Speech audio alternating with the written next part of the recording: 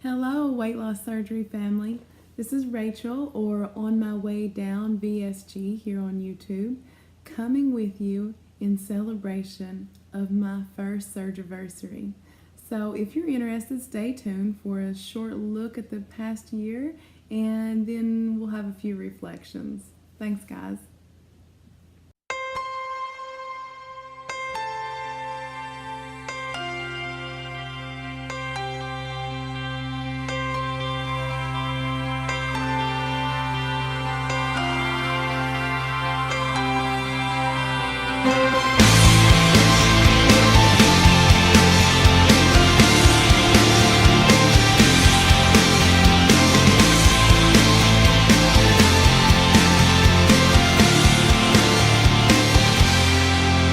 Found a note with your name and a picture of us. Even though it was framed and covered in dust, it's the map in my mind that sends me on my way.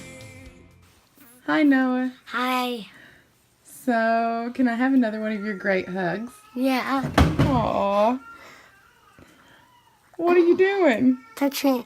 I can fit all the way. I can give you a hug all the way around you now. Wow. I love your hugs. Thanks, buddy. See you later. Bye. The day that you say I'm not scared,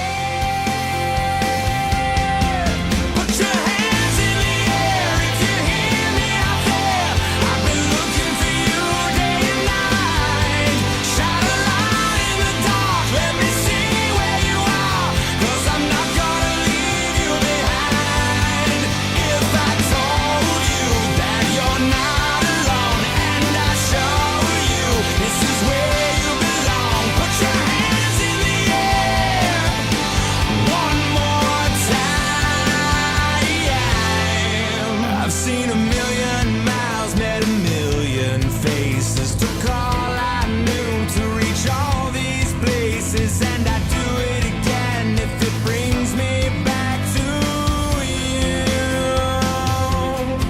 So have you ever been caught in a sea of despair, and your moment of truth is the day that you say I'm not scared? Put your hands in the air if you hear me out there. I've been looking for you day and night. Shine a light in the dark, let me see where you are, 'cause I'm not gonna leave you behind. If I told you that you're not alone and I show you this is where you belong, put your hands in the air one more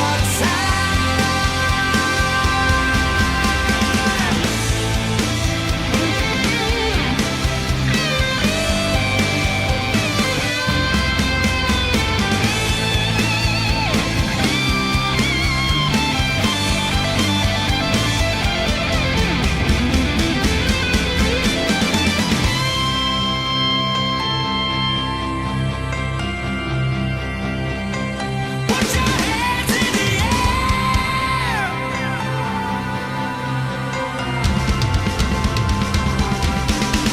Put your hands in the air if you hear me out there. I've been looking for you day and night. Shine a light in the dark, let me see where you are, 'cause I'm not gonna leave you behind.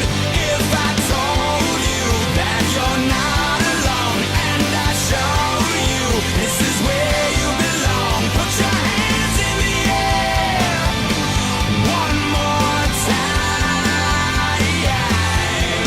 Put your hands in the air one more time.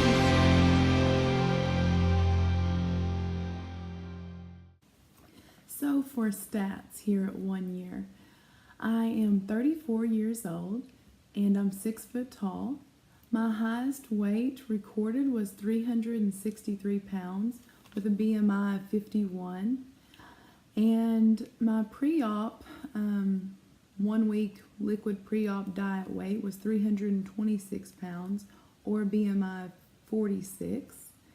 The day of surgery, July the 6th, 2017, In Nuevo, Laredo, Mexico, with Dr. Villarreal, I weighed 319 pounds and had a BMI of 45.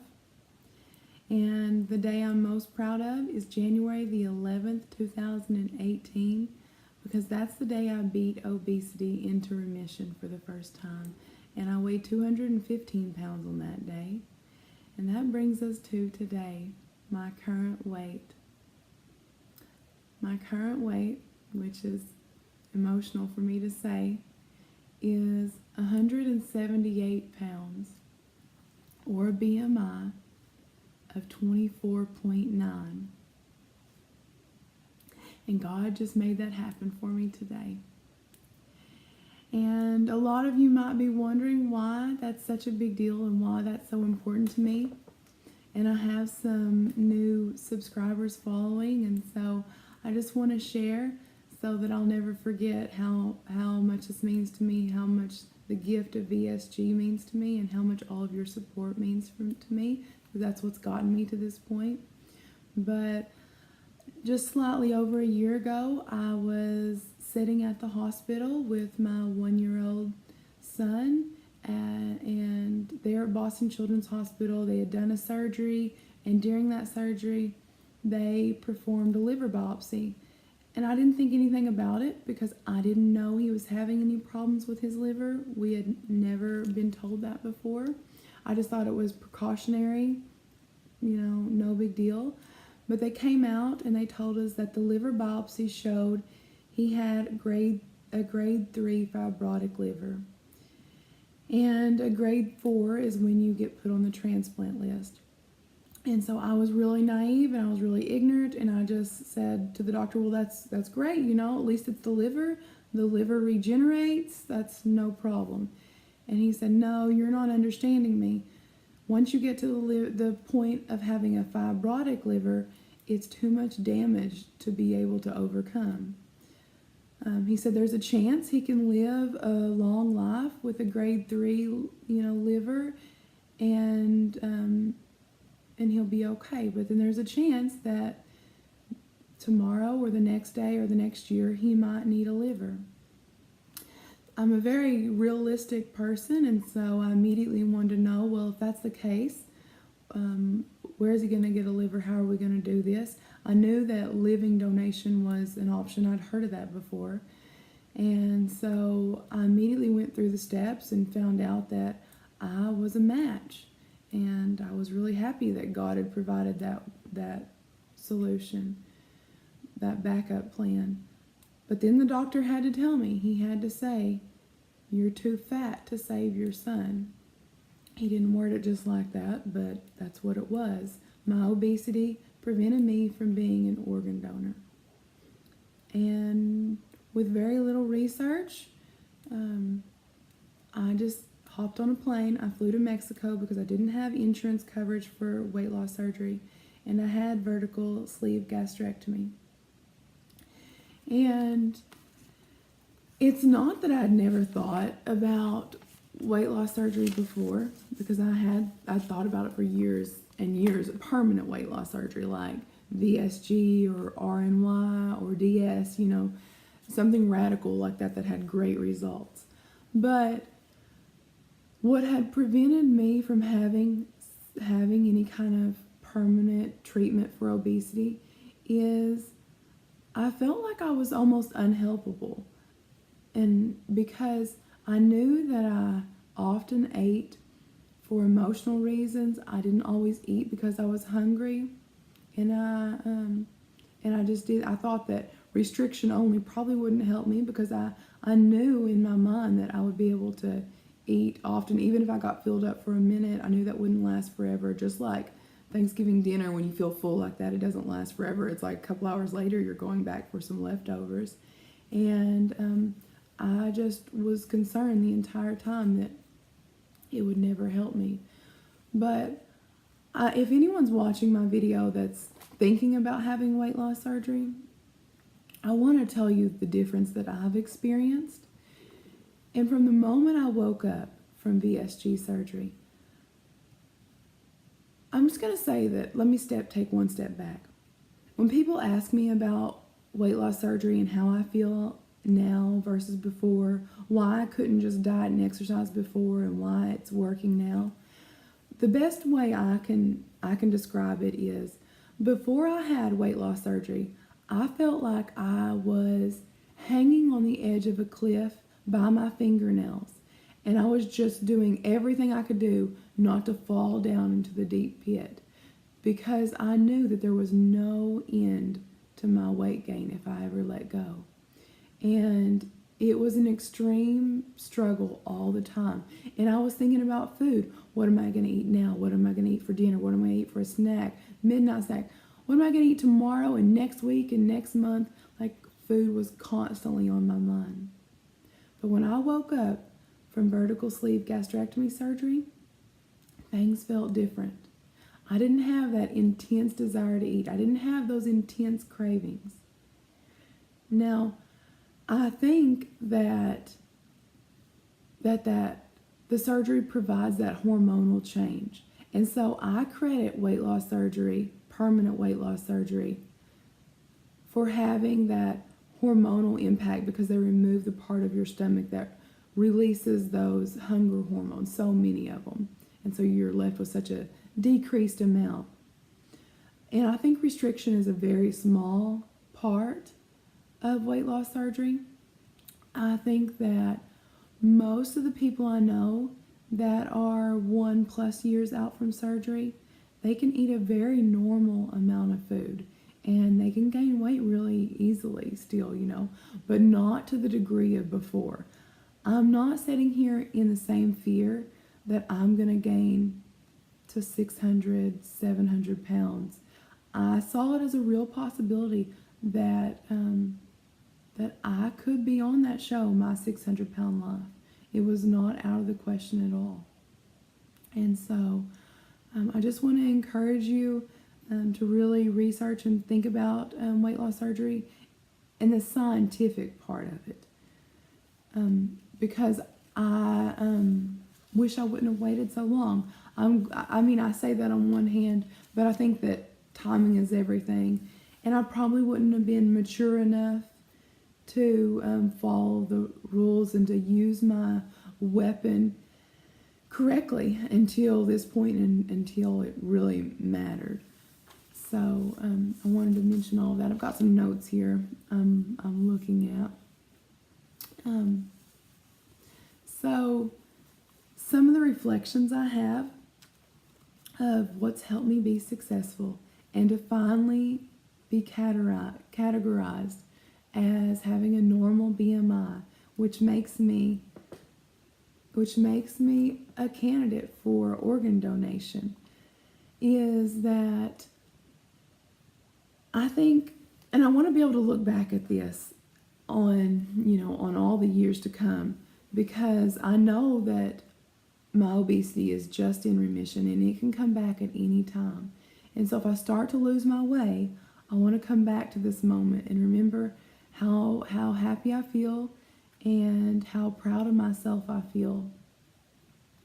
And so they say that if you want to be successful, you should surround yourself by successful people. And I believe that's what I've done. And I believe that's what you are to me here on YouTube. I call it our support group. And I never want to leave that. I want to have the same commitment that all of you have to share and to build upon each other. I think we all draw so much off of each other's journey, and we don't even realize that we have anything to offer. And that's what took me so long to make any videos and to really join our group, our community. But I want to remember these top 5 things that came to mind. The first thing is tracking, and I want to continue tracking my food and my weight, good, bad, and ugly. I know that I might have some good days and some bad days, but I want to face that. I want to face whatever I'm eating and not be in denial about it. And I want to stay accountable with the scale. I'm never going to be able to be the kind of person that just doesn't ever step on the scale.